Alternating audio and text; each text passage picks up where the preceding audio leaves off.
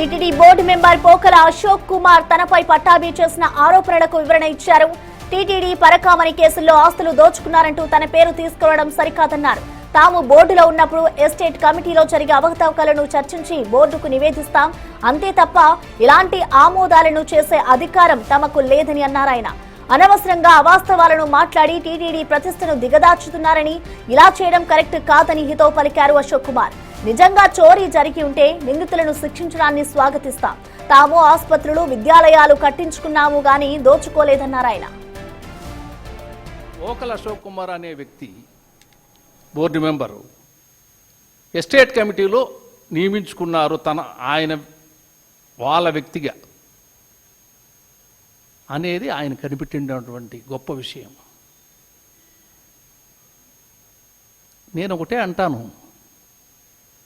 అధికారంలోకి వచ్చారు, ప్రజలకు చాలా సేవ చేస్తారని చాలా ఎక్కువ ఓట్లు వేసి చాలామందిని గెలిపించి మిమ్మల్ని అందరినీ కూడా అధికారంలో ముందు కూర్చోబెట్టారు. మీరు ప్రజలకు చేయాల్సినటువంటి న్యాయము, ప్రజలకు చేయాల్సినటువంటి సేవ, ఇవన్నీ కూడా చంద్రబాబు నాయుడు గారికో లోకేష్ నాయుడు గారికో వాళ్ళకి చెప్పి ప్రజల కోసం పోరాడకుండా ఇక్కడ స్వామివారి యొక్క ప్రతిష్టను ఏదంటే అది మాట్లాడి దిగదార్చడం కరెక్టేనా అని పట్టాభి గారిని అడుగుతున్నా. అసలు నువ్వు చెప్పిన మాట వాస్తవమేనా అని అడుగుతున్నా. అసలు ఎస్టేట్ కమిటీకి ఏం అధికారాలు ఉన్నాయి? ఎస్టేట్ కమిటీ మెంబర్ అనేవాడు నేను ఒకనేనా? మీరు చూస్తే ఆ రోజు మాకున్నటువంటి ఎస్టేట్ కమిటీలో పోకల అశోక్ కుమార్, మల్లాది కృష్ణారావు, జీవన్ రెడ్డి గారు, కరుణాకర్ రెడ్డి గారు, executive officer IAS executive officer ఒక ఆయన, joint executive officer is also IAS,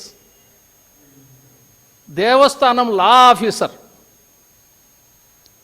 estate officer and ఒక వింగ్ ఎస్టేట్ ఆఫీసర్ మీకు కూడా తెలిసి ఉంటుంది. ఆర్డీఓ ర్యాంక్లో ఉన్న వాళ్ళు, లేదు ఆర్డీఓలుగా రిటైర్ అయినటువంటి మంచి ఎక్స్పర్ట్స్, వీళ్ళందరూ కలిసి ఎస్టేట్ కమిటీలో ఉంటారు. ఎస్టేట్ కమిటీ మీన్స్ ఇదొక సబ్ కమిటీ, ఆయన తెలియడంలే. సబ్ కమిటీలో ప్రతిదీ చర్చకు వస్తుంది, ఇది పెడుతున్నాము అని. అవి చర్చించుకుంటారు అందరూ. చర్చించుకొని మేము తీర్మానం చేసేదానికి లేదు సబ్ కమిటీ, అంత పవర్స్ లేవు దీంట్లో. కేవలం డిస్కస్ చేసి ఏదైనా సలహాలు ఉంటే యాడ్ చేస్తాం. TTD board member Pokala Ashok Kumar తనపై పట్టాభి చేసిన ఆరోపణలకు ఇటు అశోక్ వివరణ ఇచ్చారు. టీటీడీ పరకామణి కేసులో ఆస్తులు దోచుకున్నారంటూ తన పేరు తీసుకురావడం సరికాదన్నారు ఆయన. తాము బోర్డులో ఉన్నప్పుడు ఎస్టేట్ కమిటీలో జరిగే అవకతవకలను చర్చించి బోర్డుకు నివేదిస్తాం, అంతే తప్ప ఎలాంటి ఆమోదాలను చేసే అధికారం తమకు లేదంటూ కూడా ఆయన చెప్పుకొస్తున్నారు. ఇటు అశోక్ చేసిన వ్యాఖ్యలపై పూర్తి డీటెయిల్స్ ని మా ప్రతినిధి దామోదర్ అందిస్తారు. దామోదర్,